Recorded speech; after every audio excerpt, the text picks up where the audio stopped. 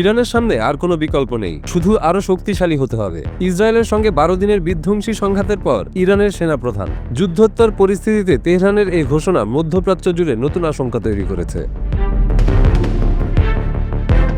June মাসের যুদ্ধে Israel ও যুক্তরাষ্ট্র একযোগে ইরানের সামরিক ও পরমাণু স্থাপনায় হামলা চালায়। এর জবাবে তেহরান ক্ষেপণাস্ত্র নিক্ষেপ করে কাতারে যুক্তরাষ্ট্র ব্যবহৃত আল উদেইদ এয়ারবেস সহ কয়েকটি কৌশলগত স্থাপনায়। ভয়াবহ সংঘাতে প্রাণ হারায় অন্তত 935 থেকে 1190 জন ইরানি, আহত হন আরও 4000-এরও বেশি। নিহতদের মধ্যে ছিল 38 শিশু ও 132 নারী। অন্যদিকে ইরানের ক্ষেপণাস্ত্রে নিহত হয় 29 ইসরায়েলি, আহত হয় 3200-এর বেশি মানুষ। বিশ্লেষকদের মতে এই ক্ষয়ক্ষতি দুই পক্ষকেই নতুন যুদ্ধের প্রস্তুতিতে ঠেলে দিয়েছে। হাতামি বলেন, আমাদের এমন সেনাবাহিনী চাই যারা সঠিকভাবে দায়িত্ব পালন করতে পারে। ইরানের ভৌগোলিক ও কৌশলগত অবস্থান আমাদের সবসময়ই আক্রমণের লক্ষ্য বানিয়েছে, তাই শক্তিশালী হওয়া আমাদের জন্য আরও জরুরি।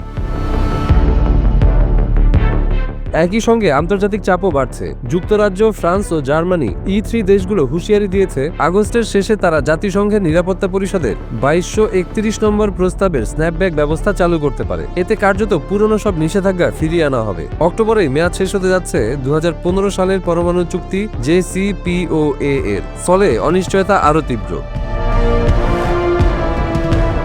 এদিকে গুঞ্জন উঠেছে সংঘাতের সময় সংযুক্ত আরব আমিরাত থেকে একটি থার্ড মিসাইল প্রতিরক্ষা ব্যবস্থা সরিয়ে ইসরায়েলে মোতায়েন করেছে যুক্তরাষ্ট্র। যদিও ওয়াশিংটন এ নিয়ে কিছু বলেনি, তবে এ খবর আঞ্চলিক টেনশনকেও আরও উস্কে দিয়েছে।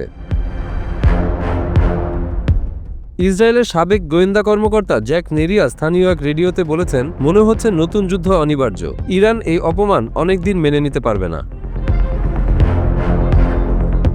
ইরানের সেনাপ্রধান জানিয়েছেন, প্রতিরক্ষা সক্ষমতা ও চিকিৎসা প্রশিক্ষণের ব্যবস্থাকে আরও আধুনিক করা হবে। তেহরান চাইছে যুদ্ধের ক্ষত থেকে শিক্ষা নিয়ে ভবিষ্যতের কোনো হামলা প্রতিরোধ করতে।